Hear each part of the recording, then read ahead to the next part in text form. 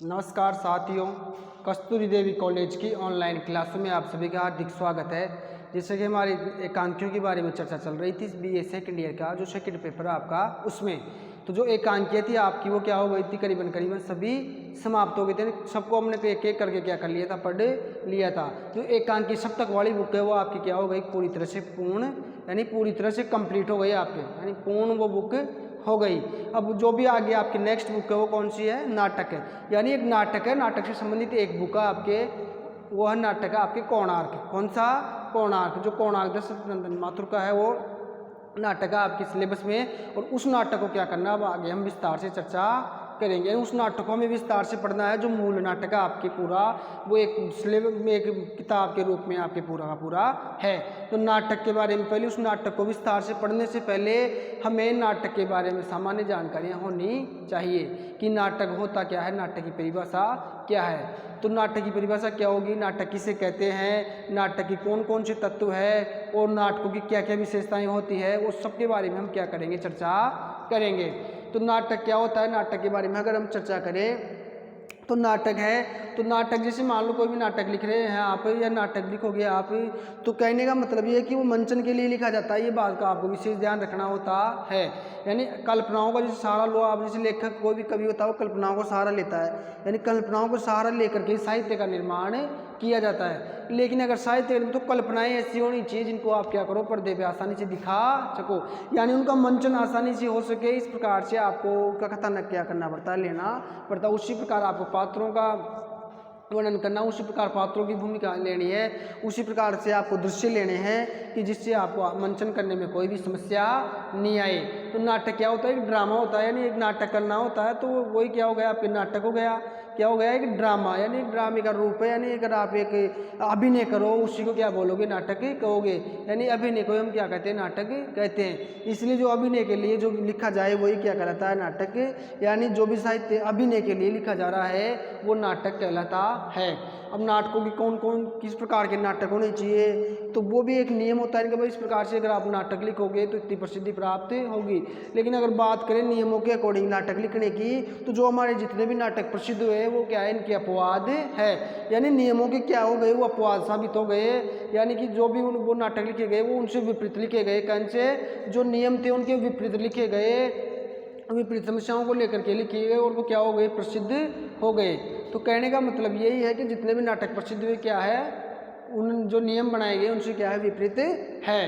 तो नाटक क्या होता है, इस जो नाटक विधा है, कौन कौन से नाटक लिखे गए, नाटक का अभिनय कितना इम्पोर्टेंट है नाटक के लिए, या नाटक के तत्व कितने माने गए हैं, भारतीय दृष्टि से कितने माने गए हैं, पाश्चात्य दृष्टि से कितने माने गए हैं, ये सारा सब कुछ हम नाटक के रूप में क्या करेंगे, अध्ययन करेंगे। तो जो नाटक है ये क्या है, इसका एक सामान्य परिचय क्या है, नाटक। अब नाटक चल रहा है, अब नाटक की अगर सामान्य तौर पर हम बातचीत करें तो फर्स्ट बिंदु क्या है, ड्रामा। क्या है, ड्रामा। जो पश्चिमी साहित्य में, कहने का मतलब है पाश्चात्य साहित्य में नाटक को क्या माना जाता है, ड्रामा कहा जाता है। क्या कहा जाता है, जैसे अपने नाटक कह रहे हैं भारतीय जो अब नाटक है तो उसको जैसे पश्चिमी साहित्य हो गया, यानी पाश्चात्य जो पद्धति है, पाश्चात्य जो साहित्य है उसमें नाटक को क्या क्या नाम से पुकारते हैं या क्या नाम से बोधित करते हैं, ड्रामा। यानी इसको ड्रामे के नाम से जाना जाता है। यानी वो ड्रामा ही क्या है, अपने भारतीय साहित्य का, यानी जो नाटक हो गया, यानी अपने भारत में क्या माना जाता है, वो नाटक यानी दृश्य काव्य माना जाता है। तो ड्रामा कहते हैं पश्चिमी साहित्य में, यानी पाश्चात्य साहित्य में नाटक को क्या कहा जाता है, ड्रामा कहा जाता है। अब बात करें दृश्य काव्य की, किसकी, दृश्य काव्य। तो भारतीय परंपरा में, यानी अगर भारतीय परंपरा की बात करें यानी अपने देश की बात करें तो उसमें नाटक को क्या माना जाता है, दृश्य काव्य माना जाता है। अब दृश्य काव्य क्यों माना जाता है, नाटक क्या है, मंचन के लिए लिखा जाता है, यानी अभिनय के लिए लिखा जाता है। नाटक अगर आप निर्माण करोगे तो नाटक को क्या करना पड़ता है, अभिनय करना पड़ता है, यानी उसको मंच पे ऐसे कैसे नाटक करके दिखाना पड़ता है। नाटक यानी आप ड्रामा करोगे तो उसको इस कथानक स्टोरी किस प्रकार से लोगे कि आपको उसका मंचन भी करना होगा। यानी मंचन नाटक के लिए क्या होता है, जरूरी होता है। यानी सबसे जरूरी चीज़ है उसका अभिनय, यानी मंचन है, ये होना जरूरी है। अगर ये नहीं है तो फिर वो कहेगा नाटक है, यानी वो नाटक नहीं है। इसलिए नाटक में ये तत्व बहुत ही क्या है, जरूरी है। क्या है, जरूरी है। तो जो भारतीय परंपरा है, तो भारतीय परंपरा में नाटक को दृश्य काव्य की श्रेणी में रखा गया है। यानी भारतीय परंपरा में क्या माना जाता है, इसको दृश्य काव्य माना जाता है। और जो पाश्चात्य यानी और देशों की परंपरा है, यानी पाश्चात्य जो परंपरा है उसमें ड्रामा कहते हैं, नाटक को क्या कहते हैं, उसमें ड्रामा कहते हैं। अब आगे नेक्स्ट बात करें हम लिखित रूप में एक आयामी, यानी अगर लिखित रूप में होगा तो कैसा होगा, ये एक आयामी, परंतु मंचन के बाद संपूर्णता आती है। इसमें क्या आती है, संपूर्णता, यानी बहुआयामी हो जाता है। ये कैसा हो जाता है, बहुआयामी। कैसा हो जाता है, बहुआयामी। यानी पहले तो अगर आप नाटक लिखोगे तो वो एक आयामी होगा। कैसा होगा, एक ही आयामी, यानी एक ही आयामी होगा वो। और अगर मंचन के बाद उसमें क्या आ जाएगी, बहुआयामी। मंचन के बाद बहुआयामी कैसे होगा, वो मंचन करोगे तो वहाँ पे बहुआयामी का मतलब से बहुत तरीके से क्या करना पड़ेगा आपको उसको। पर लिखने में तो ऐसे कैसे आप लिख दिए भाई ऐसा होना चाहिए, ऐसा होगा, उसकी भूमिका ये है, उसकी ये भूमिका है, ये दृश्य ऐसा है, ये यहाँ से ये कलर का दृश्य है, ये पर्दा इस प्रकार से रहेगा, वो रहेगा, सारा कुछ। तो लिखने में तो क्या एक आयामी रहता है, यानी एक ही आयाम का प्रयोग करते हैं। लेकिन अगर मंचन करोगे तो उसमें बहु यानी अनेक प्रकार की क्रियाओं का क्या करना पड़ता है, प्रयोग करना पड़ता है। यानी अलग अलग क्रियाएं करनी पड़ेगी, अलग अलग सबकी अलग अलग भूमिका रहेगी। तो उनको क्या है, आपको ऐसे कैसे यथार्थ में दिखाना पड़ता है। उनको कैसे दिखाना पड़ता है, यथार्थ में। यानी अगर नाटक आप मंचन कर रहे हो नाटक का, तो आपको कहने का मतलब जो दर्शक होंगे, जो देखने वाले होंगे, क्योंकि दृश्य काव्य है अपना, कैसा है नाटक है, दृश्य काव्य। अब जो देखने वाले हैं, जो दर्शक है, कौन, दर्शक जो देखने वाले हैं, तो वो क्या होनी चाहिए, प्रभावित होनी चाहिए, उनको यथार्थ महसूस होना चाहिए। कैसा लगना चाहिए उनको, वो यथार्थ में वो घटना, जैसे कोई भी घटना को आप पर्दे पर क्या कर रहे हो, घटित होते हुए दिखा रहे हो, तो घटना उसको कैसे महसूस होनी चाहिए कि हाँ वाकई में घटना अभी यही वर्तमान में घटित हो रही है। यानी से पहले वो कभी भी घटित हो गई वो घटना, लेकिन उसका मंचन करोगे तो आपको किसके हिसाब से करना पड़ेगा, वर्तमान के हिसाब से। तो वहाँ पे दर्शकों को ऐसा लगना चाहिए हाँ वाकई में क्या हो रहा है, ये घटना अभी अभी घटित हुई है, ये ऐसा महसूस होना चाहिए। यानी जैसे नाटक कर, जैसे रामलीला होती है, जो रामायण करने वाले होते हैं, तो उसमें जो राम बनता है, राम की भूमिका, राम जो लक्ष्मण ये बनते हैं ना, हनुमान जी रावण बनेंगे, तो वो उस समय इस हिसाब से क्रिएट करते हैं सिचुएशन को कि हमें वो ऐसा कैसे महसूस होगा, हाँ वाकई में ये पात्र की भूमिका जो भी निभा रहा हो रावण की, तो ऐसे लगेगा कि साक्षात क्या रावण ही है और वो सीता को लेके जा रहा है। और जैसे राम हो, वो उसको जैसे वनवास में राम गया है, वो बिल्कुल सिचुएशन सारा सब कुछ अपने को क्या लगनी, यथार्थ महसूस होनी चाहिए। कैसी होनी चाहिए, यथार्थ महसूस होनी चाहिए। तो अगर ऐसा महसूस हो रहा है तो यानी तो क्या है कि वो नाटक क्या है, अपना प्रभावी है, यानी वो उसका मंचन या उसकी जो अभिनेता है वो क्या हो गई, वो अभिनय उसका ठीक प्रकार से हुआ है, यानी अभिनय के लिए वो लिखा गया नाटक है, यानी वो अभिनय के तौर पर यानी उसको ध्यान में रखते हुए क्या किया गया है, नाटक का निर्माण किया गया। तो यानी इसमें किसका ध्यान रखना पड़ता है, दर्शक का, यानी दर्शक को प्रभाव पड़ना चाहिए, दर्शक को क्या यथार्थ महसूस होना चाहिए, यानी वो यथार्थ लगना चाहिए। वो जो भी घटना को आप घटित होते हुए दिखा रहे हो कैसी महसूस होनी चाहिए, उसको यथार्थ। तो कहने का मतलब यही है कि अगर आपको नाटक को लिखोगे तो एक ही आयाम में लिखोगे, नहीं एक भाषा एक ही लैंग्वेज में लिख दिया आपने, नहीं एक आयाम में, लेकिन मंचन के बाद उसमें क्या आता है, बहुतता यानी संपूर्णता आती है, यानी वो संपूर्ण नाटक भी मंचन के बाद ही करा था, हाँ भाई ये नाटक मंचन के लिए लिखा गया है तभी तो वो नाटक होगा, नहीं तो वो क्या हो जाएगा, एक लेख हो जाएगा, यानी कोई घटना के ऊपर एक लेख मात्र रह जाएगा। अगर उसमें मंचन के बाद संपूर्णता आती है, यानी मंचन के अकॉर्डिंग वो लिखा गया है, तो वो बहुआयामी कहलाएगा, यानी उसके क्या हो जाएंगे आयाम, बहुआयामी, यानी अनेक आयामों में वो बढ़ जाएगा, यानी अनेक भागों में वो बट जाएगा। तो कहने का मतलब ये है कि वो क्या हो जाएगा, एक नाटक दृश्य काव्य कहलाएगा पूरी तरह से। नहीं तो अगर उसमें मंचन के लिए नहीं लिखा गया, ऐसे आपने को तैयार कर दिया नाटक, तो एक लेख मात्र कहलाएगा, वो नाटक नहीं कहलाएगा। आगे बात करें नेक्स्ट बिंदु की, जो नाटक के बारे में सामान्य बातचीत करें उसके अकॉर्डिंग कि नाटक के बारे में और क्या क्या होना चाहिए, नाटक कैसा होना चाहिए, और उसके बारे में जो नेक्स्ट बिंदु की चर्चा करें, तो किसी की स्थिति विशेष का अनुकरण, यानी कोई सी स्थिति विशेष हो, कोई घटना विशेष हो, तो उसका क्या करना है, अनुकरण है, यानी उसका अनुकरण कर लो। अनुकरण नाट्य या अभिनय कहलाता है। जैसे मान लो कोई रामायण घटित हुई है तो उसका अनुकरण करके रामलीला करने वाले होते हैं, वो उसका क्या कर रहे हैं, अनुकरण कर रहे हैं। क्या कर रहे हैं, अनुकरण कर रहे हैं। ऐसे कैसे अनुकरण, ऐसे ऐसे रावण बना दिया, ऐसे राम बना दिया, एक को लक्ष्मण बना दिया, दशरथ बना दिया, ऐसे एक को सीता जी बना दिया, तो उसका अनुकरण करना या नाट्य अभिनय कहलाता है। यानी उसका अनुकरण करना, यानी उसका अनुकरण करोगे आप तो अनुकरण कैसे करोगे, मंच पे जाके तो अनुकरण करोगे ना, यानी उसके अनुकरण का आवाज़ का, उसका रहन पहनावे का सारा सब कुछ आप क्या करोगे, अनुकरण करोगे। तो जैसे जैसे उसने किया, जैसे जैसे राम ने किया, तो कोई पात्र को जैसे राम बना दिया, जैसे मान लो आपने किसी को एक को राम बना दिया, तो जैसे जैसे राम ने किया आप उसका क्या करोगे, अनुकरण करोगे। राम भाई ऐसा ऐसा किया, जैसे मान लो किसी को रावण बना दिया तो रावण का अनुकरण करेगा, तो यानी वो क्या हो जाएगा, एक तरह से अभिनय करेगा। क्या करेगा, नाट्य या अभिनय करेगा। क्या करेगा वो, ये अभिनय करेगा। तो ये कैसी स्थिति विशेष का अनुकरण, यानी कोई भी स्थिति विशेष उसका अनुकरण करना ही नाट्य कहलाता है, यानी वही नाटक कहलाता है, वही अभिनय कहलाता है, यानी वही दृश्य काव्य कहलाएगा। यानी किसी का क्या करना, आपको अनुकरण करना है। तो राम का अनुकरण करेगा और राम की तरह ही उसका संवाद रहेंगे, उसी की तरह उसकी वेशभूषा रहेगी। अगर रावण का अनुकरण करता है तो रावण के अनुसार ही उसकी वेशभूषा और उसका संवाद रहता है। तो ये बात ध्यान रखनी पड़ती है, किसमें, नाटक में, किसकी, अभिनय की। यानी नाटक अभिनय के लिए या मंचन के लिए लिखा जाता है, इसीलिए नाटक का सबसे इंपॉर्टेंट तत्व होता है कौन सा, अभिनेता। कौन सा, अभिनय या अभिनेता, ये नाटक का सबसे इंपॉर्टेंट तत्व भी माना जाता है। तो नाटक में क्या रहता है, किसी विशेष स्थिति का क्या रहता है, एक अनुकरण रहता है। यानी नाटक लिखे जाएंगे वो किसके लिए लिखे जाएंगे, अनुकरण के लिए। तो ये बात क्या करनी पड़ती है, आपको नाटकों में ध्यान रखनी होती है। तो नाटक दृश्य काव्य है, तो दृश्य काव्य में क्या करना पड़ेगा, आपको क्या करना पड़ेगा, अनुकरण के लिए वो लिखा जाता है। तो नाटक में दृश्य काव्य जो है, तो इसमें क्या होता है कि किसी चीज़ का अनुकरण करोगे आप तो उसको मंचित यानी अभिनय या मंच करके उसको दिखाना पड़ेगा। यानी अभिनय के लिए तो नाटक लिखा जाता है, तो आप अनुकरण करोगे किसी का, तो वो किस पे ऊपर करेगा, मंचन करके आपको क्या करना पड़ेगा, उसको दिखाना पड़ेगा। अब बात करिए आगे, अभिमंचन। क्या, अभिनय और मंचन का, अभिनय मंचन का प्रमुख स्थान है। यहाँ पे ये और छूट गया, अभिनय, अभिनय मंचन का प्रमुख स्थान है। यानी जो अभिनय है, यानी जो अभिनय करोगे आप, यानी अपनी कलाकारी करोगे, आपकी जो कलाकारी है उसको दिखाओगे, तो किसके ऊपर दिखाना आपको, मंचन के ऊपर। किसके ऊपर, मंचन के ऊपर। तो अभिनय मंचन का प्रमुख स्थान है। जो अभिनय है वो मंचन का क्या है, प्रमुख स्थान है। अब मंचन का प्रमुख स्थान कैसे, अभिनय यानी मंच है, यानी जो मंच सज्जा कर रखी है, यानी सारा सब कुछ सजा रखा है मंच को ऐसे, भाई इस हिसाब से आपको मंचन सज्जा करनी है, क्योंकि जो घटना विशेष होगी उसी के अकॉर्डिंग क्या है, मंच की सज्जा रहती है, यानी उसी प्रकार मंच सेट किया जाता है। यानी लोकेशन उसी के हिसाब से सेट होगी, जिस हिसाब से आपको जो स्टोरी लेनी है, जिसका आपको मंचन करना है, जिस स्थिति का, तो उसी के अकॉर्डिंग, उसी के अनुसार आपको क्या करना पड़ता है, मंचन का तैयार, यानी मंच तैयार करना पड़ता है।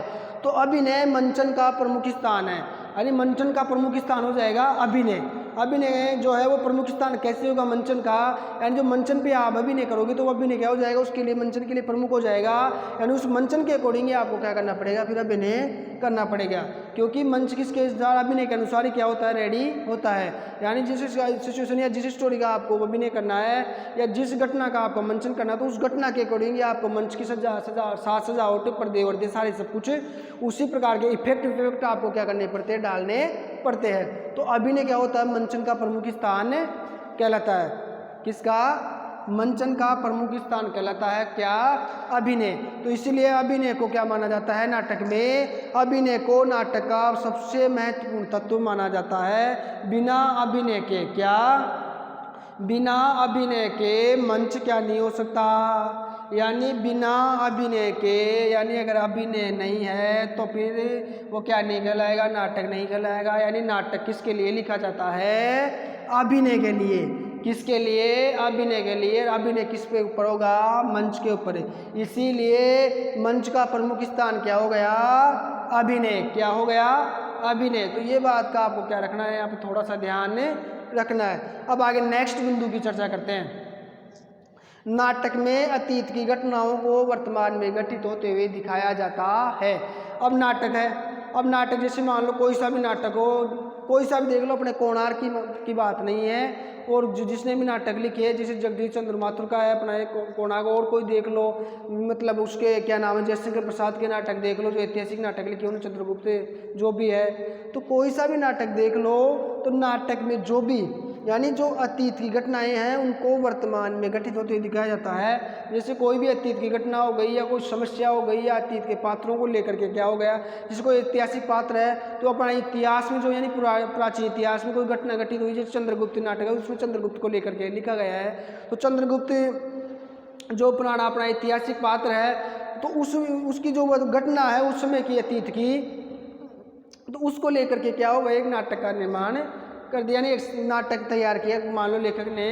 तो वो नाटक जो अतीत के हिसाब से अतीत की जो घटना थी उसको लेकर के लिखा गया था। लेकिन वो मान लो घटना तो आप अतीत में से उठा लो या कल्पना कर लो या कैसे भी घटना उठा लो, कोई समस्या वर्तमान की है उससे उठा लो आप, लेकिन जो भी घटना हो चाहे अतीत की हो कितनी भी पुरानी घटना हो उसका जो गठन है यानी उसको मंच पे आपका क्या होगा, मंचित करोगे तो उसको आपको क्या करना है, वर्तमान में घटित होते हुए दिखाया जाता है। यानी जैसे मान लो रामायण हो गई, पहले घटना घटित हो गई, बहुत प्राचीन घटना है, रामायण हो या महाभारत हो, जो भी हुआ सब पहले, तो उसको अगर आपको मंचित करना है तो वर्तमान में उस घटना को आपको क्या करना है, घटित होते हुए दिखाना है। यानी नाटक में फिर अगर नाटक करते हो तो उस घटना को आप क्या वर्तमान में क्या करते रहते हो, दर्शाते रहते हो, यानी उसको वर्तमान में घटित होते हुए दिखाया जाता है कि वर्तमान में कोई घटना घटित हो रही है। तो वो घटना घटित होगी किसके ऊपर, मंच के ऊपर है। तो मंच के ऊपर उस घटना को घटित होगी तो घटना ऐसी होनी चाहिए कि अपने तो अपने ऊपर क्या छोड़ना चाहिए, वो प्रभाव छोड़नी चाहिए। क्या होना चाहिए, यानी वो अपने ऊपर क्या छोड़नी चाहिए, प्रभाव छोड़नी चाहिए। अगर कोई महाभारत का पात्र हो, उस पात्रों को लेकर के आपको मंचन करना है, यानी महाभारत की किसी घटना को लेकर के आपको नाटक यानी अभिनय करना है मंच पे, तो वो घटना तो कब की होगी, प्राचीन होगी, यानी महाभारत के समय की होगी, लेकिन उसका मंचन भी वर्तमान में हो रहा है। कब हो रहा है, वर्तमान में। तो वर्तमान के अकॉर्डिंग थोड़ा सा उसमें क्या रहता है, फेर बदल रहता है, और वर्तमान के अकॉर्डिंग फिर क्या किया जाता है, उस घटना को घटित होते हुए दिखाया जाता है। अगर वो घटना घटित होगी तो जो दर्शक देखने वाले होंगे, कौन है, जो दर्शक उस घटना को देख रहे हैं, तो वो क्योंकि दृश्य काव्य है तो दर्शक तो होने दृश्य काव्य में, तो वो घटना को देख रहे हैं तो उसको ऐसा महसूस होना चाहिए कि ये घटना अभी कहाँ हो रही हो, यानी अभी वर्तमान में हमारे सामने ये घटना घटित हो रही हो, यानी उनके ऊपर इस घटना का क्या होना चाहिए, प्रभाव छूटना चाहिए।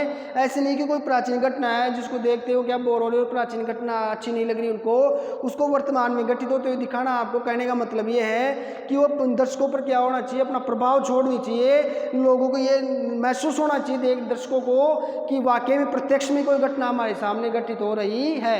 यानी कोई दृश्य है, मान लो जैसे कोई एक्सीडेंट का दृश्य दिखाना है तो एक्सीडेंट के दृश्य को ऐसे दिखाओ, वो इस प्रकार से निर्देशन करो उसका, इस प्रकार से डायरेक्शन करो कि वो दृश्य ऐसा लगे कि वाकई में हमारे सामने अभी एक्सीडेंट हुआ ही है, यानी वो घटना आपको कैसी लगे, हकीकत लगे।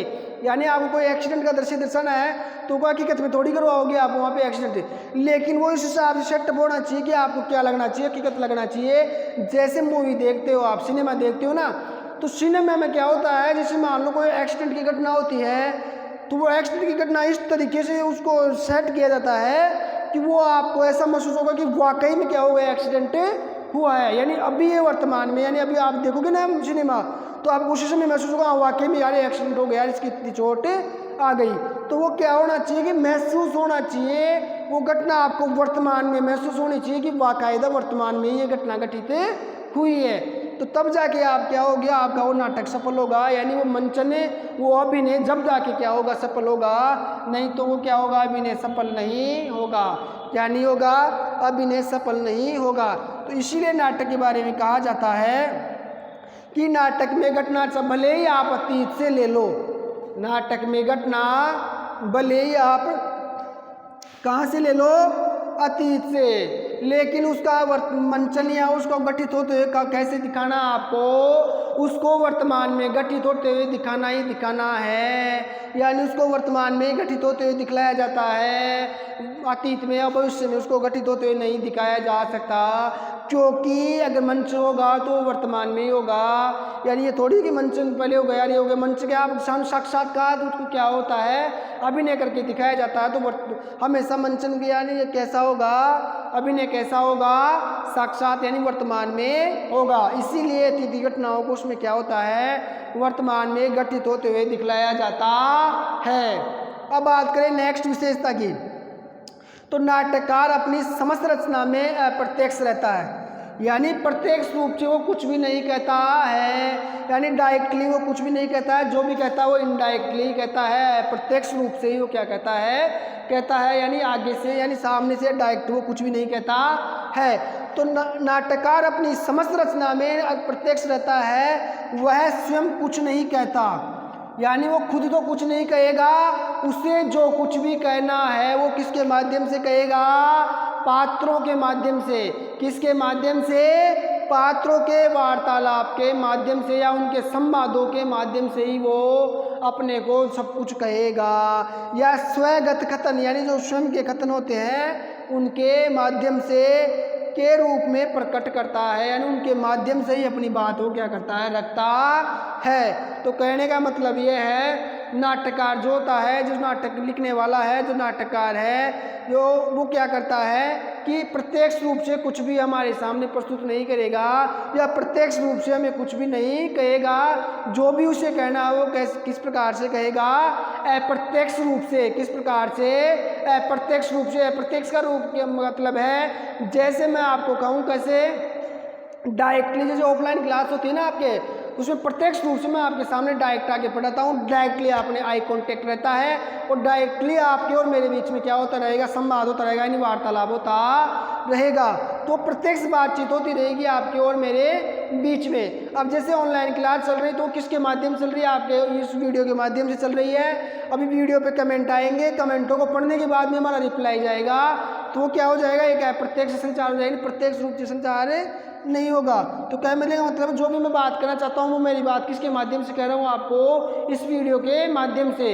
अब जो भी आप ये क्लास ले रहे हो किसके माध्यम से ले रहे हो, वीडियो के माध्यम से, यानी प्रत्यक्ष आप साक्षात बैठ के क्लास नहीं ले रहे हो, जो भी क्लास हो आपकी इस वीडियो के माध्यम से आपके पास आएगी। तो कहने का मतलब है जो भी नाटककार कहना चाहता हो प्रत्यक्ष रहता है, उसको जो भी कुछ कहना होता है या जो भी कुछ कहना होता है अप्रत्यक्ष रहता है, यानी स्वयं कुछ भी नहीं कहता है, यानी अप्रत्यक्ष रूप में रहता है। और जो भी कहना होगा उसको वो किसके माध्यम से कहेगा, अपने पात्रों के माध्यम से, यानी नाटक में जो पात्र होते हैं उन्हीं के माध्यम से वो अपनी बात किसके पास रखता है, दर्शकों के पास, यानी हमारे पास उसके पात्रों के माध्यम से वो बातचीत रखता है। पात्र क्या घटना को घटित होते हुए दिखाया जाता है, यानी पात्र जो जो संवाद बोलेंगे आपस में जो बातचीत होंगी उनके माध्यम से ही आपके सामने वो क्या होगी, उसकी बात रखेगा लेखक। अब लेखक मान लो कोई बिंदु को लेकर के, जैसे मान लो नाटक लिख रहा हो कोई घटना को लेकर के, तो उस घटना को पात्रों के माध्यम से तो प्रकट करेगा आपके सामने, वो खुद आके थोड़ी बोलेगा कि ऐसे घटना है, ये पात्र ऐसे कहेगा और ये ऐसे कहेगा, ये सारा सब कुछ नहीं होता है।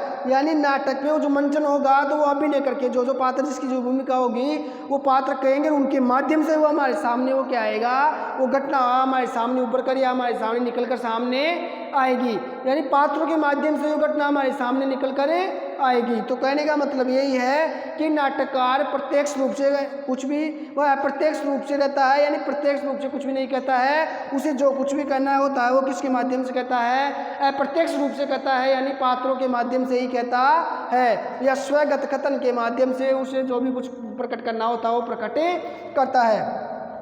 आगे बात करें लास्ट विशेषता की, तो नाटक में प्रभाव का ध्यान अधिक है। तो नाटक में जो प्रभाव है उसका ध्यान अधिक रखा जाता है। कहने का मतलब ये है कि जो भी नाटक है उसमें किसका ज़्यादा से ज़्यादा ध्यान रखा जाता है कि नाटक प्रभावी है या नहीं, उसने अपना प्रभाव छोड़ा है या नहीं छोड़ा है। तो कहने का मतलब है प्रभाव पर अधिक ध्यान दिया जाता है, किसके ऊपर, प्रभाव पर। अब मान लो नाटक है, कोई भी नाटक लिखा गया तो मंचन के लिए लिखा जाता है, किसके लिए, अभिनय या मंच के लिए तैयार किया जाता है नाटक। अब कोई भी नाटक है आपका, उसको मंचित करना आपको, अब अगर वो मंचन के हिसाब से नहीं तो प्रभावी होगा क्या, यानी उसमें ऐसी घटनाओं का प्रयोग करो, ऐसे दृश्य को रखो आप जिसका आसानी से मंच को हो सके, यानी उसको मंच पर दर्शित होते हुए दिखाया जा सके, यानी ऐसे दृश्यों का वर्णन नहीं कर सकते, हमें ऐसे दृश्यों का प्रयोग नहीं कर सकते जिसको मंच पे दिखाया नहीं जा सके। अगर मंच पे वो दृश्य नहीं दिखेगा तो फिर वो मंचन कैसे होगा, यानी वो अभिनय सक्सेस होगा क्या, फिर अभिनय सक्सेस नहीं होगा। अगर अभिनय सक्षित नहीं है, अगर अभिनय सफल नहीं हुआ तो कहने का मतलब ये है कि उसका प्रभाव क्या हो जाएगा, कम हो जाएगा, यानी वो अप्रभावी कहलाएगा। नाटक क्या कहलाएगा, अप्रभावी, यानी उसका प्रभाव नहीं रहेगा और वह प्रभावी हो जाएगा क्या, वो नाटक अप्रभावी कहलाएगा। इसीलिए नाटक में का प्रभाव, अगर आपको नाटक प्रभाव छोड़ता है, अगर नाटक प्रभावशाली है तो उसका अभिनय मंचन क्या होना चाहिए, प्रभावशाली होना चाहिए। अभिनय और मंचन में उसमें कोई भी कमी नहीं होनी चाहिए, क्योंकि यह नाटक का सबसे इम्पोर्टेंट तत्व माना जाता है। किसका? नाटक का। तो ये नाटक की विशेषताएं या नाटक के बारे में सामान्य सी जानकारी जो मैंने आज आपको साझा की, यानी आपके सामने जो भी साझा की मैंने, ये नाटक के बारे में क्या है, सामान्य जानकारी है कि नाटक किस प्रकार का होता है, नाटक के लिए क्या क्या जरूरी है, कौन कौन सी बातें नाटक के लिए आवश्यक है। तो वो सारी सब कुछ क्या हो गया, कंप्लीट हो गया। अब नेक्स्ट जो भी क्लास आएगी उसमें आपके जो जगदीश पहले तो उससे पहले तो आपको नाटक के तत्वों के बारे में क्या करेंगे, चर्चा करेंगे, क्योंकि नाटक के तत्व के आधार पर भी आपके क्वेश्चन आने का 100% चांसेज रहते हैं। यानी नाटक की तत्वों के आधार पर समीक्षा कीजिए, क्वेश्चन आने का बहुत ज़्यादा चांस रहता है। इसीलिए अब जो नेक्स्ट क्लास आएगी आपकी उसमें क्या करेंगे, हम नाटक के तत्वों के आधार पर क्या करेंगे, समीक्षा करेंगे। यानी एक एक तत्वों को लेकर के, यानी नाटक के कौन कौन से तत्व हैं, अलग अलग तत्वों की अलग अलग प्रकार से हम क्या करेंगे, विस्तार से चर्चा करेंगे। कौन से तत्व की क्या इंपॉर्टेंस है, किस तत्व की क्या मुख्य बात है, तो सभी तत्वों की हम क्या है अलग अलग तरीके से समझते हुए क्या करेंगे, पॉइंट टू पॉइंट बात करेंगे। अलग अलग पॉइंट को अलग अलग तरीके से अलग अलग प्रकार से क्या करेंगे, समझने की कोशिश करेंगे। तो जो भी क्लास हो आपकी, तो उसमें क्या किया करो, आप साथ के साथ जो भी विशेषताएं मैं आपको लिखवाऊँ बोर्ड पे, तो उनको क्या करो, क्या किया करो, आप हाथों हाथ नोट कर लिया करो। तो फिर क्या नोट्स भी आपके पूरी तरह से तैयार हो जाएंगे। तो फिर एग्जाम में क्या होगा, आपको बिल्कुल पढ़ने का ही रहेगा, क्या रहेगा, बिल्कुल आपको एग्जाम में पढ़ना ही है। फिर आगे बार बार आपको ये वीडियो देखने का और वो सारा सब कुछ करने की आवश्यकता नहीं है, क्योंकि अगर आपके पास नोट्स रेडी है, नोट्स आप हाथों हाथ तैयार करते हुए चल रहे हो, तो वीडियो को देखते हुए, तो जैसे ही आप भविष्य में एग्जाम के समय नोट्स पढ़ोगे तो अपने आप ही वो ऑटोमेटिक आवाज़ आपको, जैसे एक लाइन पढ़ोगी तो ऑटोमेटिक आवाज़ क्या होगी, क्लिक होगी।